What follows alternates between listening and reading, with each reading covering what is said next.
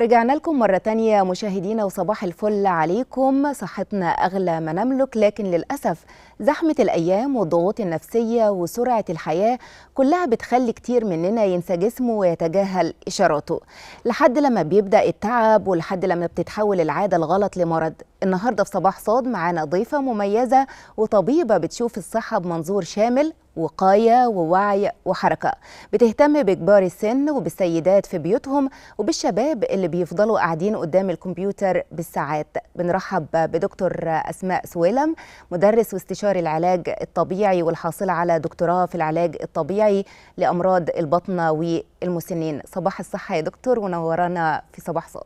صباح النور، اهلا بحضرتك. صباح الفل. دكتور أسماء، خلينا كده نبدأ بتعريف العلاج الطبيعي، وليه المجال ده بقى مهم جدا مش رفاهية زي ما كتير مننا بيفتكر؟ طيب الأول العلاج الطبيعي خلينا نقول هو الميزة الأهم فيه إنه إحنا بنبعد عن استخدام مواد كيميائية. يعني إحنا بنقدر إن إحنا نعالج المريض بدون ما نلجأ ليه إن إحنا ندخله في أدوية أو نعمل له عمليات جراحية أو إجراءات ممكن تطول معاه أو تسيب له أعراض جانبية. فده ببساطة العلاج الطبيعي، وطبعا مجالاته كترت جدا الفترة دي، بقى عندنا أكتر من مجال في العلاج الطبيعي وتخصصات كتيرة تقدر تخدم المريض في كل النواحي. يعني مش مبقاش الموضوع مقتصر على ان احنا نعمل مثلا نعالج الظهر او المفاصل، لا الموضوع بقى اكبر من كده بكتير. وطبعا هو المجال يعني اتعرف الفتره الاخيره بشكل كبير جدا. وخصوصا انه كتير مننا برضو بيربط العلاج الطبيعي بس او بيلجأ له ايام الاصابات فعلا. لا هل ممكن نلجأ له للوقايه اصلا من الامراض والاصابات؟ طبعا، واحنا جزء كبير جدا من برنامج العلاج الطبيعي اللي بنحطه للمريض ان احنا نمنع حدوث المشكله او ان احنا نقيه ونحميه من ان هو يحصل معاه مشكله ثانيه، ونحط له برنامج علاجي ما يخليش الاصابه اللي حصلت او المشكله اللي هو جاي بيها تتجدد تاني عنده. فبيبقى تأهيل، يعني بيبقى حاجه علاجيه دلوقتي، وطبعا بنحميه انه يحصل له اصابه اخرى. ولو هو قدر ان هو يجيلنا قبل ما يحصل المشكله اصلا، بنقدر ان احنا ان شاء الله نحط له برنامج علاجي كوقايه ليه. جسمنا دايما بيدينا الانذار او الاشاره علشان يقول لنا لا انتوا لازم تقفوا وقفه وفعلا تروحوا للعلاج الطبيعي. ايه ابرز الاشارات اللي ممكن يديها جسمنا لينا وبالتالي فعلا نروح نتعالج بالعلاج الطبيعي؟ بصي، اعراض كتيره جدا، بس الفكره ان احنا شعب حمول. يعني احنا على مستوى يعني تحديدا السيدات احنا بنتحمل كتير وبنيجي على نفسنا. طب بكره، طب بعده، طب اشوف الولاد، طب عندي مسؤوليات تانية اولويه ليها. لا، هي الفكره انه في اعراض كتيره بتحصل لنا ولكن احنا بنتجاهلها. من ضمن الاعراض دي انه حد مثلا يكون لا انا ظهري وجعني فانا لما بنام برتاح وببقى كويس، لا هو الالم بقى مستمر، بقى بتحس بوجع وهي نايمه. لا وجع الرقبه اللي كان بيجي لها وكانت لما بتاخد دش بيتحسن، بدأ ان هو يجي لها يعمل لها صداع، يعمل لها دوخه، بدأت نوبات الصداع دي تبقى متكرره ومستمره. بدأ يبقى عندها مشاكل ان هي مش عارفه تنام، يعني في صعوبه في التنفس. كتير من الحالات لما بيحصل لهم مشاكل زي مشاكل السمنه مثلا، تيجي تقول لك انا يعني هي ما تخبطش علينا غير لما تقول لك والله انا ما بقتش قادره انزل من السرير اصلا من كتر الالم، وما بقتش قادره ان انا مثلا اخد نفسي بشكل طبيعي. الرغبه في الاكل الكتيره ممكن ده انذار انه في حاجه.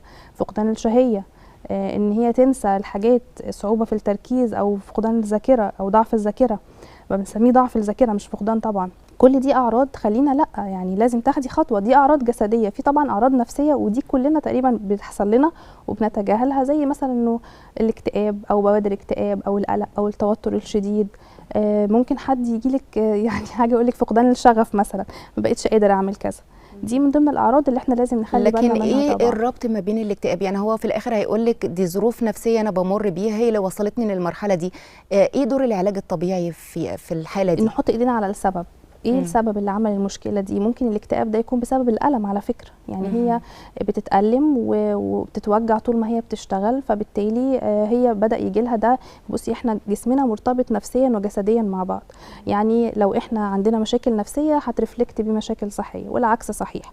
الالم بيخلي الشخص ده يبقى متوتر طول الوقت، يبقى طول الوقت قلقان موجوع، هو مش عارف يتعامل، بيجي على نفسه ما بيتحسنش، فبالتالي ممكن يرفلكت عليه ده. فكل دي اعراض لازم نخلي بالنا منها، ولو عندنا حاجه منها نبدا ان احنا نتحرك فورا. وفعلا انا يعني شهدت حالة فعلا، كان في حد مريض نفسي، ولما راح يكشف على دماغه لقى انه الدكتور بيقوله لا، ده انت الحالة النفسية اللي انت مريت بيها هي أثرت على جسمك، وبقى عندك طبعا كمان مرض طبعا عضوي. طبعا. وكتير بنشوف الحالات دي، بتجيلنا الحالات العياده يبقى الفحوصات والاشعاعات اللي هي بتوريها لك مش ماتشنج مع الفحص الكلينيكال. تبصي تلاقي العيان هو الاعراض عنده اكزاجريتد جدا، وتتكلمي معاه واحده واحده بجلسه في الثانيه تلاقي انه السبب اصلا نفسي، واحساسه بالالم زايد جدا بسبب ان هو عنده مثلا مشاكل نفسيه.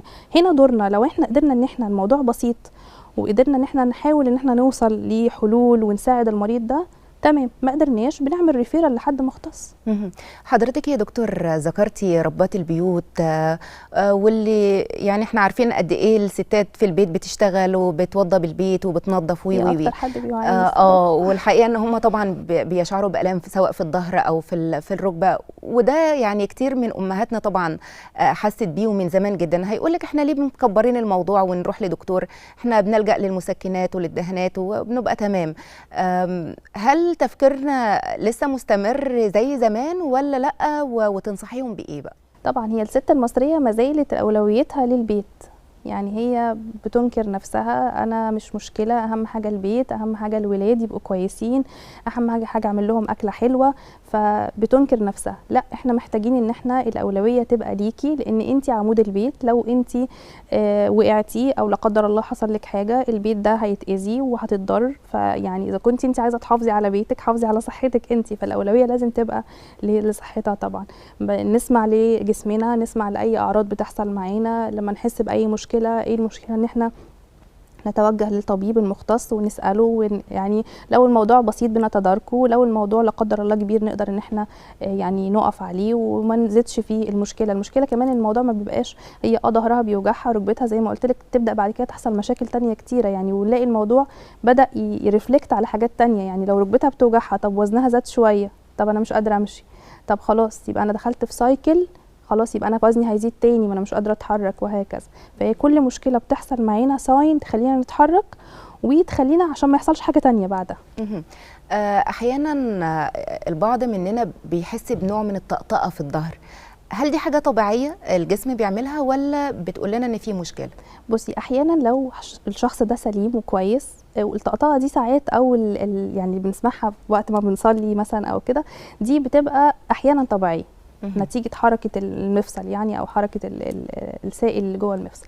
لكن طبعا لو هي حاسه بيه اعراض تانية معاها زي الالام او التنميل لا قدر الله، او بدات تعيق الوظائف بتاعتها اليوميه، لا هنا بقى دي مشكله، لازم نلجا لدكتور عظام او مختص يبدا يعني يعمل الفحوصات اللازمه. طيب يا دكتور، احنا عارفين قد ايه الرياضه مهمه لينا، وخصوصا بقى الناس بتلجأ للجيم وللرياضه لما تحس ان وزنها زاد.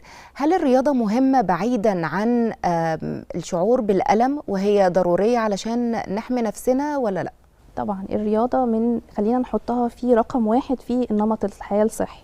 يعني انا لو شخص عايز اكون بدأت يبقى نظام حياتي صحي، أميل لأن أنا بعيش بصحة كويسة، أتفادى مشاكل كتيرة جدا، أول حاجة هحطها في قراراتي إن أنا أبدأ أعمل يكون ليا قسط من الرياضة. ليه زمان كانوا كويسين وما كانش صحتهم عندهم نفس المشاكل دي؟ لأنه كانوا بيتحركوا، بيروحوا المشاوير بتاعتهم بالمشي، أو يعني أنا كان بيجي لي عيان يقول لي أنا تخنت لما جبت الموتوسيكل بتاعي، لما اشتريت العجلة العربية. فبالتالي الحياة التكنولوجية اللي احنا بقينا نعيشها وبقينا معتمدين، مفيش حركة، مفيش نشاط بدني، الحاجة بنطلبها بالتليفون بتجيلنا، ما بنتحركش، بدأت تظهر عندنا كل المشاكل دي. لو احنا بدأنا ان احنا ندخل النشاط البدني في حياتنا، هنحافظ على كل أجهزة الجسم بدون مبالغة. وهل في تمارين نقدر ننصح بيها حتى لو احنا مش قادرين نروح لجيم نقدر نعملها واحنا قاعدين في البيت؟ بصي، انا دايما ماسكة سحر كده في ايدي، بقول للعيانين عليه امشوا بس، لا تروح الجيم بقى، ولا اللي قادر يروح يروح، واللي بيتبسط في الحكايه دي يروح، اللي عايز يروح الجيم يروح، اللي عايز يروح يعمل سويمنج يروح، اللي عايز براحتك. لكن انت في ايدك حاجه، مجرد ان انت تمشي نص ساعه حوالين البيت او في التراك بتاع النادي، ده يكفي جدا ان انت تحافظ على اجهزه جسمك نشيطه طول الوقت. وده بيحافظ على صحه العظام والمفاصل بدون مبالغه. المشي من الحاجات اللي هي بالنسبه لنا هديه. يعني اقدر اقول لك ان هي بتخلي الشخص ده يفضل محافظ على المينتاليتي والحاله الذهنيه بشكل كويس اكبر وقت ممكن. ودراسات كتيره جدا اتعملت على الناس اللي بتحصل لها ضعف في الذاكره المبكر، قد ايه المشي بيخلي الحاله دي تقف في المرحله دي، ما تتطورش ليه انها لا قدر الله تحصل بقى الزهايمر او فقدان الذاكره او كده. ودي من الحاجات اللي بننصح بيها دايما الناس اللي هي بتطلع على المعاش، نقول لها ابدا امشي، اتحرك كل يوم، لان ده هيحسن الحاله الذهنيه بتاعتك وهيخليك ان شاء الله مش عرضه ان انت يجيلك الزهايمر او فقدان الذاكره. المفاصل، العظم، عايزه اقول لك ان في ناس بتيجي تقول لك انا ركبتي بتوجعني، بقول لها امشي، المشي هيحسن معاكي الاعراض وهيحسن الام العمود الفقري. حضرتك يا دكتور برضو اتكلمتي عن التكنولوجيا وقد ايه احنا بقينا كسلانين، بقينا بنستخدم اللابتوب او الموبايل، وبالتالي ده بيأثر علينا سواء بقى احنا قاعدين بنشتغل او حتى من اجل الترفيه، وبقى بيأثر كمان على الأطفال. يعني هنلاقي من دلوقتي أطفال في سن مبكر وبيشتكوا من آلام في ظهرهم ومن رقبتهم. تنصحيهم بإيه؟ وهل في تمارين أو قاعدة معينة نقدر ننصحهم بيها وهم بيستخدموا أدوات التكنولوجيا؟ بصي، هو الأول طبعا يعني مشكلة السكرينينج تايم ان احنا بنتعرض كتير للشاشات سواء التلفزيون أو الموبايلات أو اللابتوبس، بغض النظر عن البوزيشن أو القعدة بتاعتك وانت قاعدة بتتفرجي على الحاجة دي. فكونك ان انت بتتعرضي للسكرينينج نفسها أو الأشعة دي، ده في حد ذاته بيأثر على الجسم وأجهزة الجسم، بيأثر على الساعة البيولوجية بتاعة النوم، بيخلينا لما نيجي ندخل ننام، سبيشالي لو انت هتتفرجي على الموبايل قبل النوم مباشرة. عشان كده دايما بننصح الناس اللي بيكون عندها أرق وعندها صعوبة في النوم، بنقول لها ابعدي الموبايل خالص بره إطار الأوضة بتاعتك. يستحسن أصلا الصح ان انت تحطي الموبايل بره أوضتك أو تعمليه ايربلين مود أو تقفليه، بحيث ان انت تتجنبي الويفز بتاعته الخطر. لكن لو خلينا نخير الامور الوسط، لا مش هنقول كده، بس اتليست نوقف فرجه على الموبايلات او استخدام الحاجات السكريننج دي قبل النوم على الاقل بساعتين. طبعا عشان انت زي ما قلنا الاشعاعات خطر، بلس انه انت بتشوفي ايه، يعني ما انت مصدر الحاجه اللي بتشوفيها ايه. هل بتتفرجي على اخبار؟ هل بتتفرجي على حاجه مزعجه؟ هل بتشوفي حاجه ممكن تكون بتضايقك او بشكل او اخر؟ طبعا الاطفال بقى دي قصه تانية خالص. المفروض ان احنا طبعا ده قانونا لازم يبقى فيه ليميت ووقت معين للاطفال، وما ينفعش ان هم يعدي الوقت ده. هم لما بيقعدوا قدام الشاشات كتير ده بيخليهم ما بيتحركوش، ما بيعملوش حاجه، بينسوا اكلهم، ما بياكلوش، جوده الاكل اللي بياكلوه مش صح. كل حاجه اصلا طبعا. اطفال ما بتحبش تاكل الا وهي حتى الموبايل خطر دلوقتي جدا قدامها. جدا خطر جدا. لما بيجي لي بتقول لي انا ابني ما بيرضاش ياكل قدام التلفزيون، لا طبعا ما ينفعش. لا هياكل الاكل بشكل كويس، ولا هيمضغ بشكل كويس، ولا هيبقى عنده استيعاب هو بياكل ايه، لا عارف هو بياكل ايه اصلا. يعني الطفل بيبقى قاعد مش مركز. انا في يعني مريضه جات لي قبل كده بابنها، فضل قاعد طول الكشف ماسك الموبايل لحد ما خلصنا الكشف. اتفاجئنا ان الولد اصلا يعني هي بتنادي عليه ومش حاسس، هو في عالم تاني خالص. طبعا ده ليه اضرار كبير. لكن في ناس تقول لك انا هحافظ على نفسي بان انا هتفرج على الموبايل وانا نايم، انا فارد جسمي ورقبتي مفروده. لا هو عمر ما رقبته هتبقى مفروده. هو انت هننام ازاي؟ لا طبعا عمر ما هيبقى الالاينمنت بتاع جسمه او الوضع بتاعه هو نايم مريح طبعا. زائد قلنا هو في خطر على مستوى الشاشات نفسها، يعني احنا ما ينفعش ان احنا نتعرض طول الوقت للشاشات ابدا. طيب يا دكتور، لو اتكلمنا على الميه وقد ايه فوائدها لصحه العظام، ودلوقتي كمان مع انتشار السوشيال ميديا بدانا نشوف تركيبات وحاجات طبيعيه تقول لك ده مش عارفه بذور ايه مفيده لصحه المفاصل والعظام، لو بتعاني مش عارفه ايه حطي زيت كذا. هل كل الحاجات الشائعه ديت فعلا حقيقيه والحاجات دي فعلا بتعالج، ولا لا لازم نروح لمتخصص؟ بصي، هو مفيش مانع ان احنا نواكب التكنولوجيا ونواكب الدراسات الحديثه. يعني لو في دراسات بتقول ان الماده الفلانيه دي بتساعد على كذا، مفيش مشكله ان احنا نجربها. الفكره بس ان احنا نكون متاكدين من المصادر اللي احنا بناخد منها المعلومه دي، وتكون الحاجه دي اتعملت عليها دراسات وابروفد فعلا من منظمات الصحه انه هي ينفع ان احنا نستخدمها او نستهلكها يعني. لكن ده ما يخليناش نستغنى عن الميه. يعني الميه دي سبحان الله يعني هي حاجه اساسيه ومهمه جدا للناس اللي عندها زياده في الوزن، الناس اللي عندها آلام في العظام، آلام في المفاصل. دي حاجة يعني ممتازة جدا وحاجة في ايدينا. يعني الفكرة بس احنا ننظم شرب المية ونفتكر نشرب مية. دكتور أسماء، في بداية حديثك اتكلمتي عن السمنة وزيادة الوزن. قد ايه العلاج الطبيعي مفيد ويقدر ان هو يساعد اي حد مريض بالسمنة انه يتخلص من الكابوس ده؟ طيب، هو اللي ناس كتيرة ممكن ما تكونش تعرفوا ان العلاج الطبيعي ليه تخصصات. فأحد تخصصات العلاج الطبيعي هو أمراض البطنة والسمنه، يعني يندرج تحتها السمنه. مريض السمنه احنا الحقيقه بنتعامل معاه باكج. يعني العيان بيجي لنا انا عايز اخس، هل انا بديله نظام غذائي يخسسه؟ لا خالص، الموضوع اكبر واعمق من ورقه بياخدها بيمشي عليها او دايت. العيان بيبقى حاله متكامله. هل هو عنده مشاكل اثرت على السمنه او سببت له السمنه؟ هل هو بياخد ادويه؟ هل هو عنده مشاكل نفسيه قد تكون هي السبب للكلام ده؟ هل هو عمل فحوصات وتحاليل وفي وراء السمنه دي مشاكل، زي مثلا احد اشهر المشاكل اللي بتسبب السمنه وبيبقى ناس كتيره مش عارفه، اضطراب الغده الدرقيه، هرمون الغده الدرقيه. فطيب هل السمنه دي اثرت على المريض ده، مثلا سببت له مشاكل في الاعصاب، مشاكل في المفاصل؟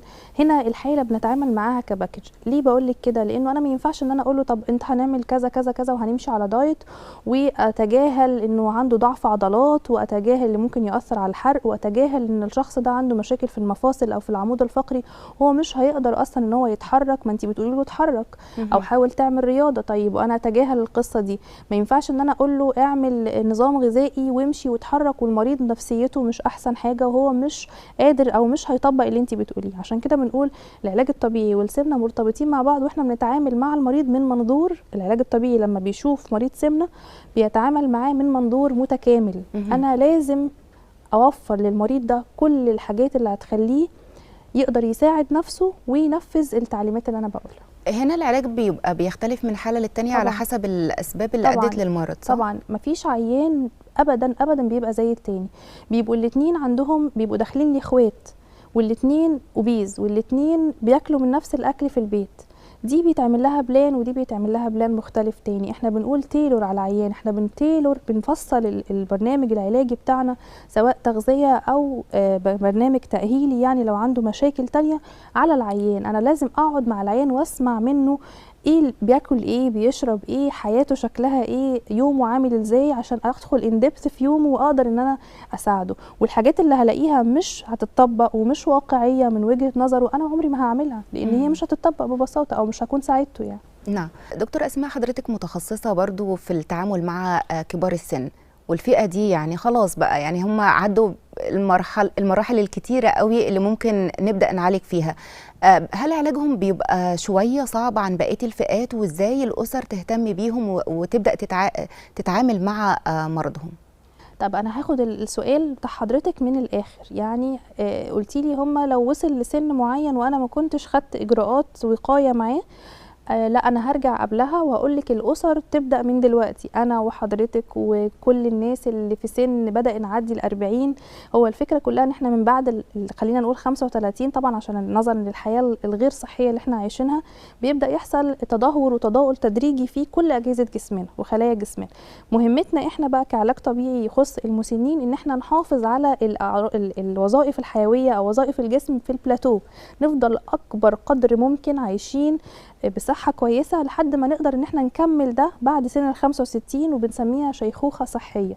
ان المسن يعيش حياته بشكل صحي، يقدر ان هو طول الوقت يبقى ديبندنت على نفسه، مستقل بنفسه، قادر ان هو يعمل الانشطة اليومية، يلبس، يشرب، ياكل، يتحرك، ينزل من على السرير، ما يبقاش عبء على اسرته وعلى المجتمع. وعلى طبعا لو احنا اضطرينا ان احنا، لو هو شخص مش بقاش معتمد على نفسه، لا هنضطر ان احنا نجيب له حد يقعد معاه، هو مش عاجبه نوديه دور كبار رعايه السن، ساعتها النفسيه بتبقى مش احسن حاجه بالنسبه لهم. فبالتالي هدفنا كعلاج طبيعي ان احنا نخلي المسن ده معتمد ومستقل بنفسه، كل اجهزته اجهزه الجسم. لو احنا وصلنا لمرحله ان احنا ما حافظناش على نفسنا قبل ما نوصل لمرحله الشيخوخه، هنا بقى دورنا ان احنا نحافظ على اللي باقي. نحاول ان احنا نقلل الآلام، نحسن الحركة، نقولهم العضلات، نديهم حاجات تساعدهم في يومهم. اكتر حاجة بخاف منها مع كبار السن هي السقوط، يعني دي اكبر مشكلة شائعة، يعني وقع اتكسر، دي بقى فيها رجوع سنتين ورا. فبالتالي انا مهمتي ان انا يعني ااهله البيت، ااهله المكان بتاعه اللي هو قاعد فيه، اديله حاجات مساعده تخليه ان هو يتفادى، اجهز له الاضاءه كويسه، الادوات بتاعته، الادويه تبقى جنبه، تبقى الدنيا سهله، بحيث ان هو اتفادى انه يحصل لا قدر الله مشاكل بتاعه كبار السن. طيب بالنسبه لنا احنا يا دكتور، هل في عادات بنقوم بيها بشكل يومي هي غلط وما بناخدش بالنا منها وممكن تاثر فعلا على عظامنا ومفاصلنا؟ طيب اعد ولا تعيدي معايا؟ كل حياتنا تقريبا خطأ، يعني العادات الخاطئه كتيره وسهله. العادات الصحيه ما بقيناش نلجأ لها كتير، يعني وصعبة تنفيذها صعب. خلينا نقول ابتداء من ان احنا النشاط البدني بتاعنا قل، ان احنا بقينا معتمدين بشكل كلي على كل حاجة حوالينا. مش بقول نسهل على نفسنا حياتنا، بس ما بقاش فيه نشاط بدني. عشان كده مهم قوي ان احنا يبقى عندنا كل يوم على الاقل ساعة مشي، بايا كان بقى الطريقة اللي هنعملها، المهم ان احنا يكون عندنا ساعة يوميا، ودي تبقى من اولوياتنا. الاكل الغير صحي، وده بقى ما بقاش بس في نوع الاكل، بقى في جودة الاكل نفسه، مواعيد الاكل، اهمال وجبات معينة، ما بقيش نهتم بالعناصر الغذائية اللي احنا بناخدها. دي من ضمن العادات الخاطئة.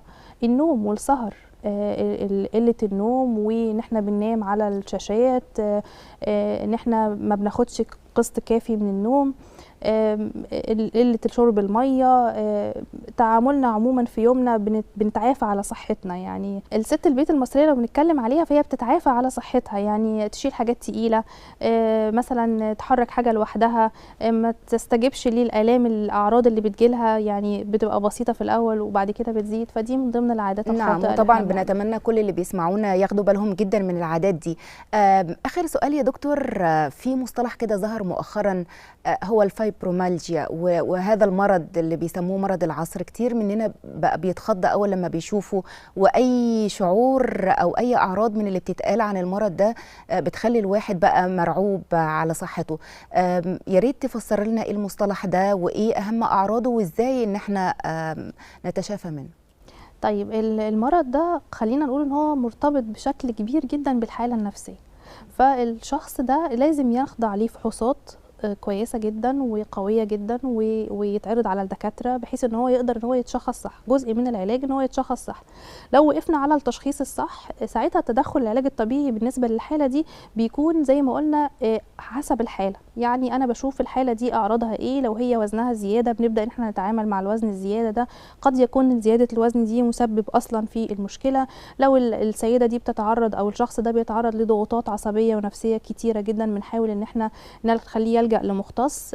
عشان كده قلنا الرياضة والحياة الصحية بتساعد ان احنا اصلا ما يحصلناش المشاكل دي، وبتساعدنا على تجاوز الحالة دي. بس وجع المفاصل والتيبس فيها دي من يعني اكتر عرض شائع عن مرض الفايبرو.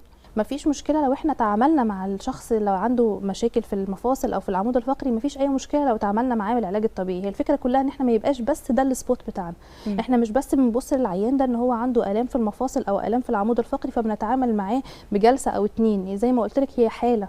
فاحنا مهم قوي التشخيص، مهم قوي ان احنا يزور اكتر من مختص عشان يقدر يساعده، بحيث ان هو كل الحياه نفسها او اليوم بتاعه يبقى صحي.